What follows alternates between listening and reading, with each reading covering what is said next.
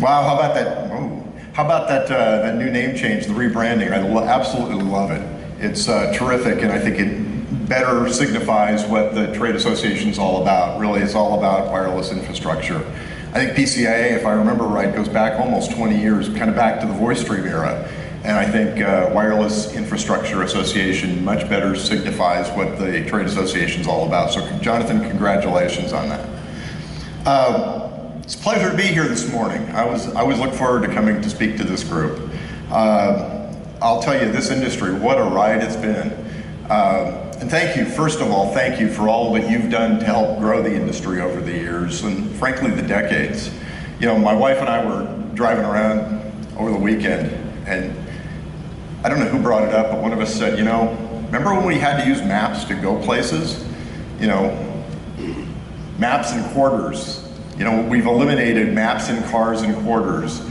Not to mention all the other great things that the video talked about. Maps and quarters in your car are no longer there because you don't need a quarter to call home, nor do you need a map to find your way to your next destination.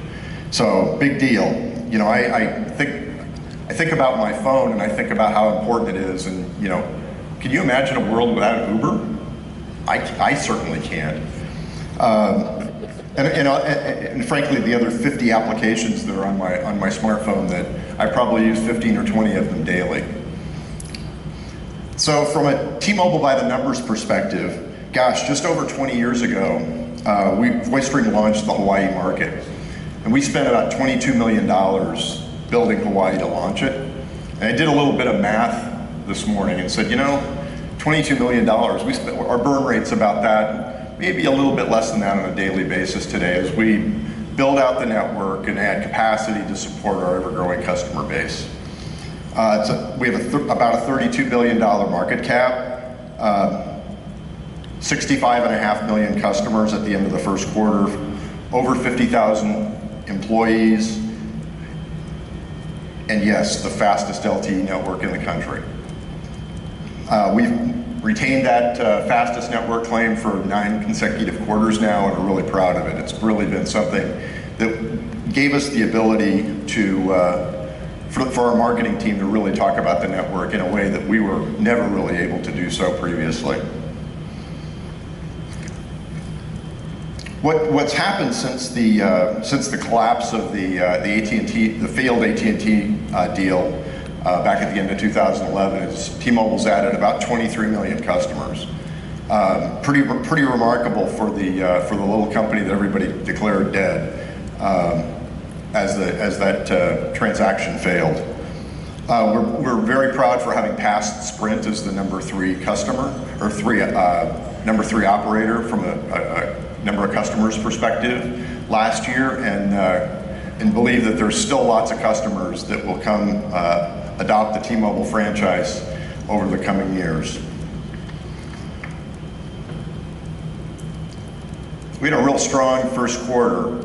Adding greater than 2.2 million customers, 1 million postpaid net adds, of which 877,000 of those were smartphone net customer adds. That's a big deal from an industry perspective because that represents almost 200% of the growth in the category in the quarter. And we're tremendously proud of that. 12 quarters in a row of positive porting. And probably the biggest, the most profound change for us is the decrease in our churn rates, primarily as a consequence of the deployment of our 700 megahertz spectrum over the course of the last 24 months and getting band 12 handsets into our customers' hands.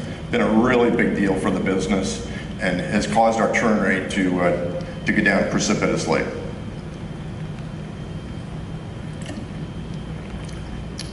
So from a network deployment perspective, I mentioned 700 megahertz. We now have 258 million Americans that are covered by our low-band licenses. It's a really big deal to the business. Neville and I often joke, how in the heck did we ever do this with just mid-band? Because the impact of having low-band spectrum is phenomenal. We now provide coverage to, LTE coverage to over 308 million Americans, and we'll continue of the 258 million POPs of LTE that we, of LTE license, of low band licenses, we acquired about 70 million of them in the last 6 months, and we'll continue to build those out over the balance of the year and into 2017. So this all got started, this Uncarrier thing, when John Ledger got here. And the Uncarrier is all about really three different things. It's about rewriting the rules, changing the way we compete, delivering unparalleled value to our customers in a way, frankly, that no one else has been able to do on a sustained basis, and being simple and transparent. I think about Binge On, and what we've done with Binge On has really provided a tremendous amount of value to our customer base over the course of, frankly, since we launched in late last year. And we continue to add more and more content to the program, and expect that over time, the vast majority of our video content will be under the franchise and basically free to our customers.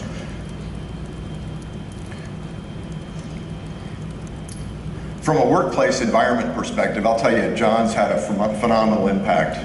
Our employee sat is off the charts.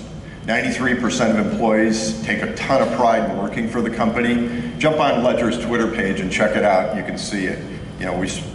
He spends a lot of time, as does our COO, Mike Sievert, with the frontline folks in both retail and care. And as a consequence, 88% of employees will recommend T-Mobile as a great place to work. 84% of people say they'll go above and beyond their job duties to help the company succeed. And we see that in the network organization as well as in the frontline customer-facing organizations. Recently we announced a commitment to hire 5,000 veterans or their spouses over the next 5 years, and we're tremendously proud of our affiliation and desire to support the armed services.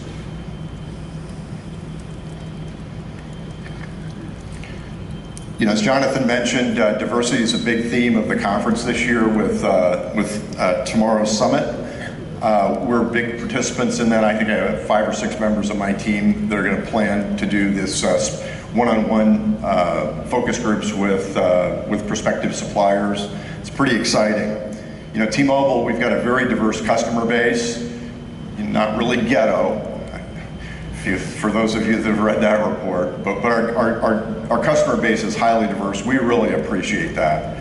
And our employee base is equally diverse. And our aspiration is for our supplier base to also become increasingly diverse. And in fact, since we started the Uncarrier movement, our spending to diverse suppliers has grown by over 500% in just the past 3.5 to 4 years.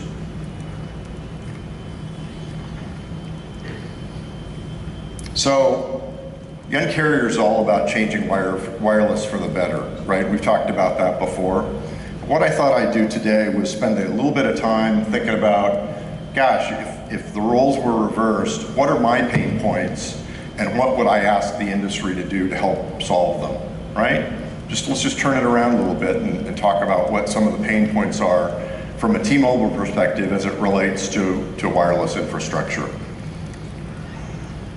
Pain point 1 is liberate operator access. I mean, it's kind of a silly one, but you'd be amazed at how much time and energy is spent trying to get us access to the towers and the sites that we spend a lot of money on rent on every month. Migratory birds are a great example. Can somebody please figure out how to keep the damn birds off the towers? It'd be a great thing, and I think there's innovation required there that would add a lot of value. We've done a lot of network upgrades over the course of the last 4 or 5 years. Starting with UMTS, our LTE rollout, the 700 meg rollout. We're now refarming 1900 spectrum and also and doing work on the towers. And invariably, there's several hundred towers that we would love to go upgrade. We can't upgrade because there's a bird, and a bird's nest and a bird in the tower. And if we could find something to do that would eliminate a pain point. I think the other opportunity is human and process opportunities. All too often we run into site impairments where we can't get access to the site for one reason or another. Silly stuff like incorrect combinations, wrong keys, and time-consuming structurals. If we can find a way to streamline the structural process, are there things that we can do to make it easier so that structurals don't take weeks, they can take days? Really simple stuff, right? But I think the area seems ripe with opportunity from my perspective. Fee structures. One of my team members said, working with the tower companies is like dealing with the bank. I get nickel and dimed for fees on everything. Interesting concept. So it's a tough one. I mean, everybody wants to make a buck, but frankly, we drive so much complexity into both our businesses because of the fee structures. And I'd like to see us, frankly, annihilate it, do something different, because it's too complicated and it's not sustainable. It takes a lot of process work for us to make changes to the network. We've got to find a way to simplify it and make it easier. Small cell right-of-ways. Small cells, you'll probably hear a lot about small cells in the coming day. But one of the things that we've discovered is that we've got to find a way to work with the municipalities such that we can get quick access, and I like to use the word industrialize our ability to deploy small cells. And frankly, I'm concerned that we're being a little too cavalier in some cases and messing up the relationships, and I really don't want to do that. At T-Mobile, we've spent a lot of time and energy trying to build those relationships with the municipalities such that we can find a clean path to deploying things en masse. And I used the word industrialization a minute ago. Over time, the industry is going to require lots of small cells. And frankly, the processes that we use to build macro sites is not scalable. You can't build the kinds of numbers of small cells that the industry will require with the processes that we have in place to build macro cells. Frankly, I roll the camera back 3 years, 4 years, back when we were just beginning our LTE deployment. And I was frankly hoped by now we figured this all out and it would be easy. But we've got a lot of work to do in this space. And we've got to figure out how to industrialize it and make it really, really screamingly easy for operators to add small cells to their network, because we can't run processes the way we've run things in the past.